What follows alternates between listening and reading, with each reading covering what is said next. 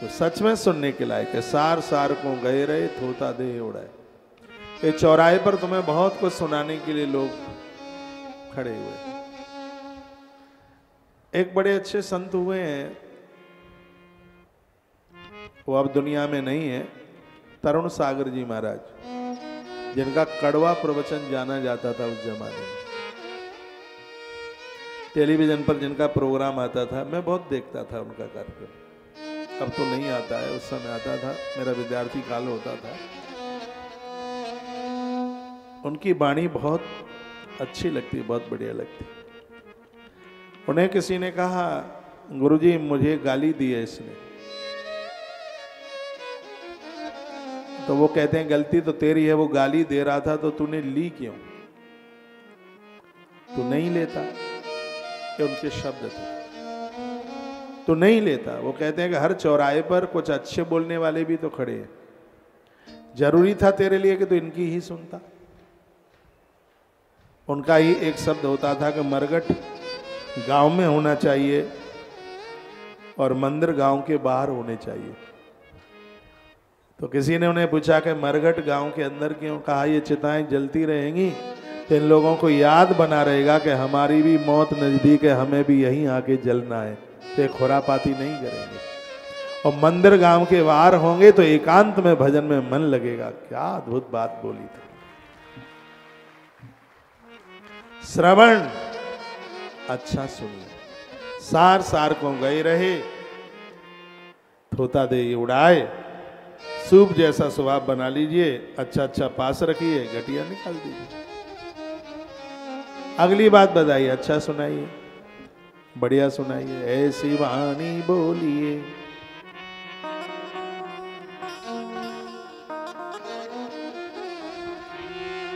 मन का आपा खोई और को शीतल करे, आप हूं शीतल हो। ये वाणी ही है, वाणी से तुम दुनिया को अपना बना लोगे और वाणी से ही आप सबसे परे हो जाओगे। वाणी, एक शरीर का संयम होता है, एक शरीर का ब्रह्मचर्य होता है और एक वाणी का संयम होता है। अपनी वाणी को ठीक रखिए, वाणी को बढ़िया बनाइए, अच्छा बोलिए। भागवत में प्रहलाद चरित्र बड़ा अद्भुत है। जो श्री प्रहलाद जी ने 9 बातें बताई थी वो बहुत अद्भुत थी, बहुत अद्भुत रही। प्रभु राम तो बाद में बोले, सतयुग में प्रहलाद बोल गए। 9 चीजें जीवन को बदल दें, हमें इंसान बना दे, इंसान नहीं हमें भगवान बना दे। जिसमें श्रवण है, अच्छा सुनना, अच्छा सुनाना है, अच्छा स्मरण करना है, चरण छू के आशीर्वाद लेना है और कुछ देना है इस प्रकृति के लिए, भगवान के साथ संबंध बनाना है और हमारे पास जो भी है वो सब भगवान का ही मानना है। 9 सूत्र नहीं। प्रहलाद जी ने जीवन भर इसका प्रचार किया और उन प्रहलाद की बात मैं कर रहा हूं जिनका बेटा विरोचन हुआ था और महात्मा विदुर ने ये कथा सुनाई थी। मैं आपके बीच में निवेदन कर रहा हूं। एक बहुत बड़ा स्वयंवर था, वहीं आ जाइए लौट के। बहुत बड़ा स्वयंवर था और स्वयंवर में विरोचन गए। राजकुमारी हाथ में माला लेकर के चली। उस स्वयंवर में एक ब्राह्मण का बालक था। वो विवाह के लिए नहीं आया था, वो देखने के लिए आया था कि स्वयंवर होता कैसा है। तो उस राजकुमारी ने पूरे स्वयंवर को निगाह उठा करके देखा तो उसको वो ब्राह्मण के ऊपर निगाह पड़ी। उस ब्राह्मण के गले में क्षत्रिय बेटी थी और वो ब्राह्मण के गले में माला डालने के लिए जैसे ही नजदीक पहुंची तो विरोचन ने हाथ पकड़ लिया। विरोचन ने कहा, तुम्हें ये पता है कि ये क्षत्रिय नहीं है, ये राजा नहीं है, ये भिक्षुक है, ये याचक है। ऐसे शब्द बोले और इसके गले में, भिखारी के गले में माला डालकर और तू हमारा अपमान कर रही है, ये बोले। क्या ब्राह्मण याचक होता है? क्या ब्राह्मण भिक्षुक होता है? संतोष शब्द के लिए हाथ पांव मुंह और नाक लगा दिया जावे तो उसका अर्थ ब्राह्मण होगा, जो बहुत तपस्वी भी है और संतोषी भी है। ताली भले ही मत बजाना आप, कोई फर्क नहीं पड़ेगा, लेकिन वो तो वो ही है। रोक लिया। हम लोग बड़े हैं, प्रजा का पेट भरते। राजकुमारी ने कहा नहीं, ब्राह्मण बड़ा होता है जो समाज को संस्कार देता है। यदि संस्कार न दे तो इंसान भी शैतान हो जाए। महात्मा विदुर धृतराष्ट्र को सुनाते हैं कथा, मैं आपको सुना रहा हूं। इसलिए मुझे माला इसके गले में डालनी है। विरोचन ने कहा हम राजा लोग बड़े होते हैं। राजकुमारी ने कहा नहीं, ब्राह्मण बड़े होते हैं। और दोनों में इतनी बहस हुई, बैठे हुए राजा भी खड़े हो गए और शर्त एक लग गई। राजकुमारी ने कहा कि यदि राजा बड़ा होता है तो जीवन भर तुम्हारे घर की गुलामी करूंगी, यदि ब्राह्मण बड़ा होता है तो तुम्हारा शीश ले लूंगी, तुम्हें अपना मस्तक काट के देना पड़ेगा। शर्त क्या तुम्हें मंजूर है? विरोचन ने पूछा इस बात का निर्णय कौन करेगा कि राजा बड़ा होता है कि ब्राह्मण बड़ा होता है? तो उस राजकुमारी ने कहा कि इस समय प्रहलाद जी से बढ़कर के मुझे तो कोई श्रेष्ठ राजा दिखता नहीं है, इसलिए प्रहलाद जी ही इसका न्याय करेंगे। अब विरोचन को लगा वो तो मेरे पिताजी हैं, इसको पता नहीं है, वो तो मेरे पिता हैं, वो तो निर्णय मेरे पक्ष में दे ही देंगे। तो विरोचन ने कहा कि मुझे तुम्हारी शर्त मंजूर है, यदि ब्राह्मण बड़ा होता है तो मैं अपना मस्तिष्क तुम्हें दे दूंगा, और यदि क्षत्रिय बड़ा होता है तो जीवन भर मेरे घर में तुम्हें रहना पड़ेगा। राजकुमारी तैयार हो गई। उस ब्राह्मण युवक को संग लिया उस राजकुमारी ने, स्वयं चली और विरोचन चले। ये तीनों सोडितपुर में पहुंच गए। सोडितपुर नगर के राजा थे श्री प्रहलाद जी महाराज, अद्भुत जिनका साम्राज्य था। दरबार में बैठे हुए थे, भीड़ भारी थी। क्या देखा इन्होंने कि सामने से एक ब्राह्मण चलता हुआ आ रहा है। प्रहलाद जी अपनी जगह से खड़े हो गए उसको देख करके, हाथ जोड़े और कहा हे विप्रदेव, आज ये सभा धन धन हो गई, कृत कृत हो गई आपके पधारने से। आप आए हैं, ये रहा आपका आसन, इधर बैठिए। सो विरोचन देखता रह गया, उसको बैठने को जगह दी। राजकुमारी खड़ी है। प्रहलाद जी ने कहा हे देवी, आज से पहले हमने कभी तुम्हें देखा नहीं है। इस दरबार में एक नारी का बहुत आदर है, मान है, तो मुझे मेरी बेटी की तरह दिखती हो। बोलिए आने का कारण क्या? आंख में आंसू थे राजकुमारी के। राजकुमारी ने कहा हे दाता, वर्तमान समय में आपसे बड़ा न्यायाधीश कोई नहीं है। मैं आपके सामने एक न्याय मांगने के लिए आई हूं और वो न्याय आप देंगे, और थोड़ा विचार करके वह न्याय देना। उस न्याय में तुम्हारे पुत्र की मौत लिखी है, उस न्याय में तुम्हारे पुत्र के प्राण जाएंगे। इसलिए हे राजन, हे धरती के देव, हम आपसे न्याय मांगने के लिए आए हैं, आप क्या हमें न्याय दे पाएंगे? श्री प्रहलाद जी ने कहा यदि किसी ने अपमान तुम्हारा किया है, उसके प्राण सुरक्षित नहीं रहेंगे। और आप निसंकोच होकर के बोलिए क्या न्याय तुम्हें चाहिए? तो उसने कहा आप यह बताइए, यदि किसी का विवाह हो रहा हो, उसके विवाह में यदि कोई व्यवधान करे तो उस व्यक्ति के साथ में क्या सलूक करना चाहिए? प्रहलाद जी ने कहा बहुत बड़ा दंड देना चाहिए उसे। किसी का विवाह हो रहा है और कोई इसमें अवरोधक न है। तो कहा राजन, मैं तुम्हारे सामने एक न्याय मांगने के लिए आई हूं। मेरा विवाह होने को जा रहा था। मेरे पिता ने कहा कि सब राजे महाराजे बैठे हैं, जो तुम्हें ठीक लगे उसके गले में माला डाल। प्रहलाद जी ने कहा यदि तू मेरा पुत्र है तो ये तलवार पकड़ और गर्दन उतार करके इस नारी के चरणों में रख दे। तूने एक ब्रह्मत्व का बहुत बड़ा अपमान किया।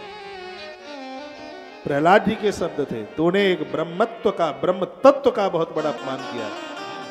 तू जिंदा रहने के लायक नहीं है, तूने घोर अपराध किया, तूने घोर अन्याय किया। पिता ने कहा या तो तू अपना गर्दन मस्तक काट या फिर मैं तलवार चलाऊं। विरोचन ने अपने हाथ में तलवार ली और जैसे ही मस्तिष्क काटने के लिए तैयार हुआ, उसी समय भगवान नारायण वहीं मध्य में आगे थे।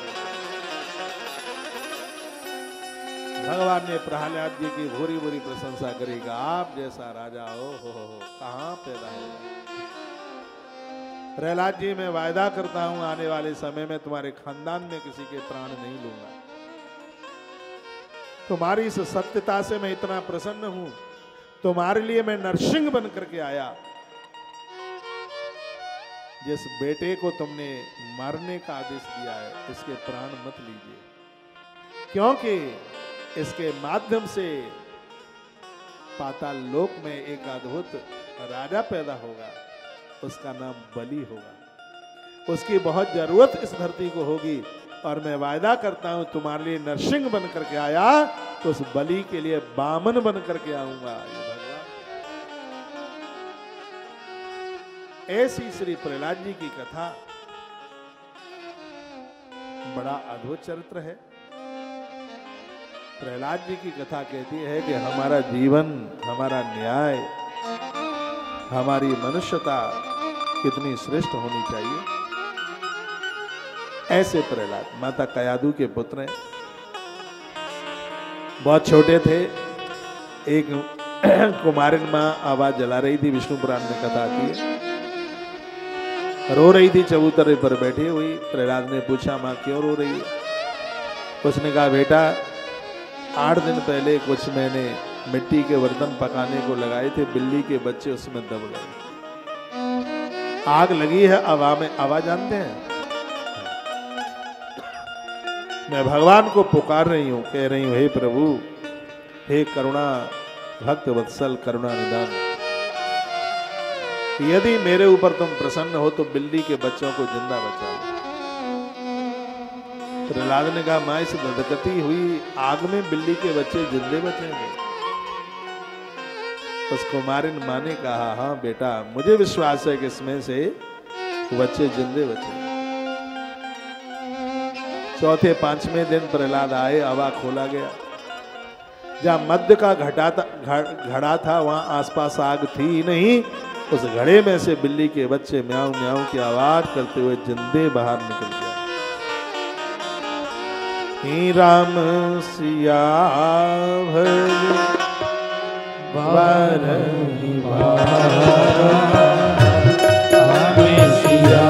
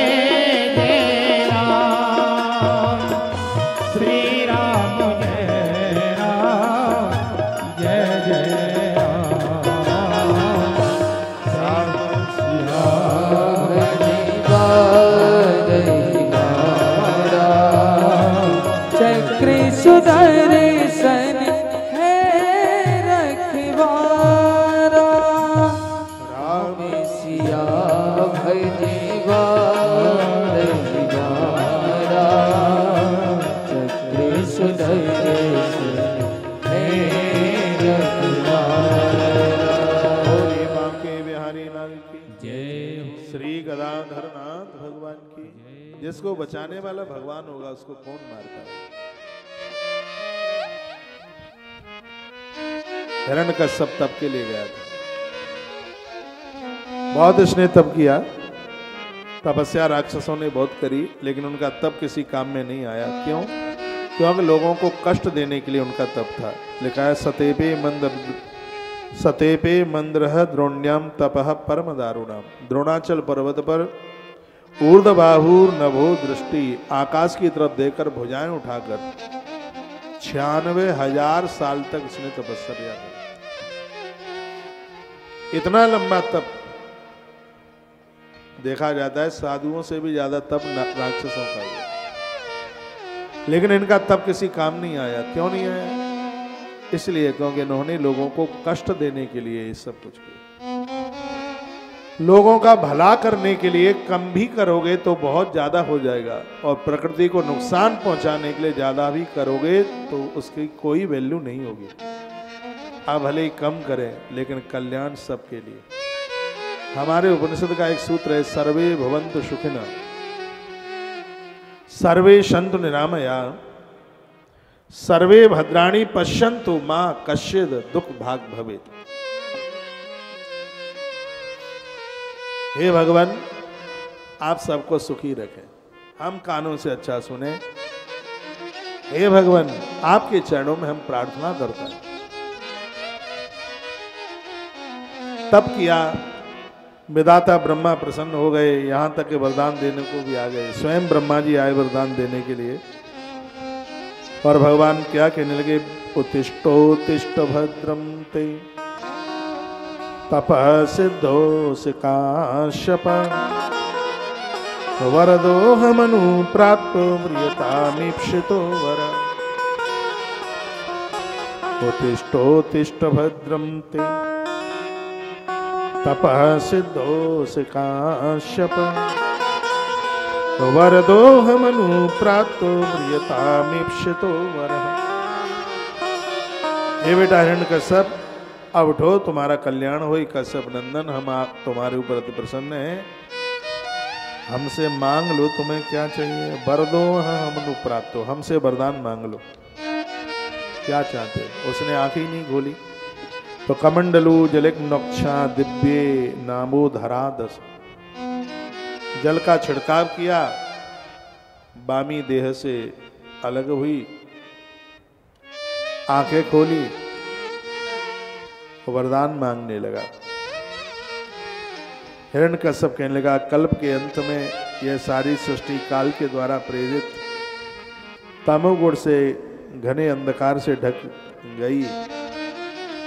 आप मुझे वरदान देने के लिए आए हैं, और देने के लिए आए हैं तो क्या जो मैं मांगूंगा वो आप दे देंगे।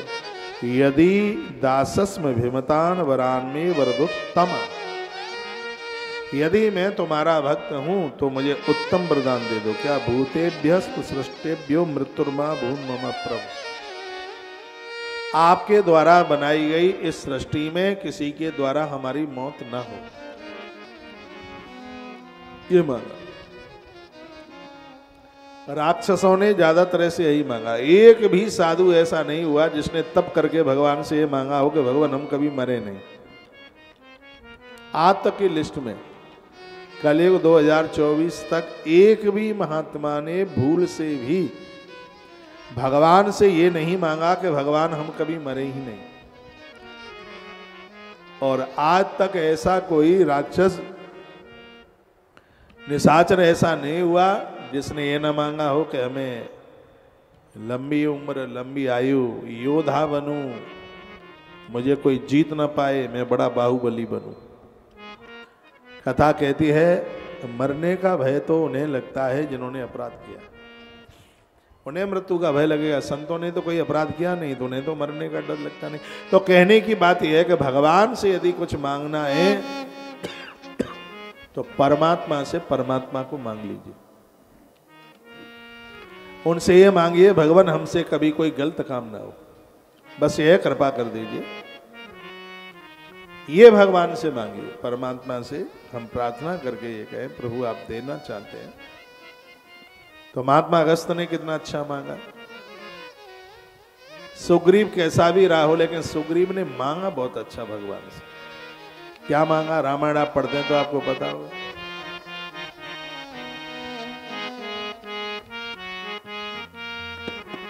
अब प्रभु कृपा करो यही भांति, अब प्रभु कृपा करो यही भांति, तो सब कभी भजन करो दिन राति। अब प्रभु कृपा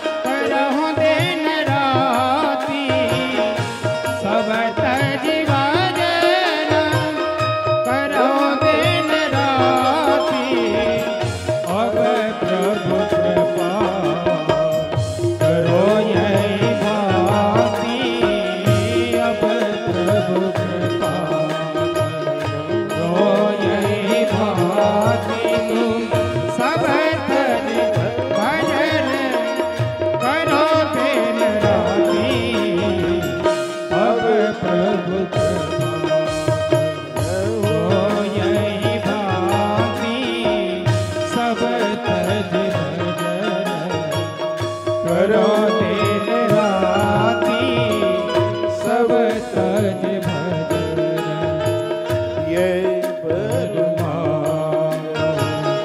कृपा निकेता ये बरमा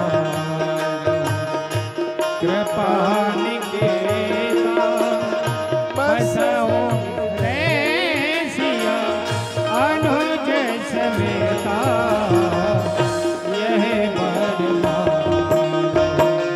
कृपा निकेता बसो रे सिया अनुज समेता बसो रे सिया अनुज समेता यह बरमा कृपा निकेता यह बरमा कृपा निकेता बसो हृदय सिया अनुज समेता अविरत भगवती में अति सत्संगा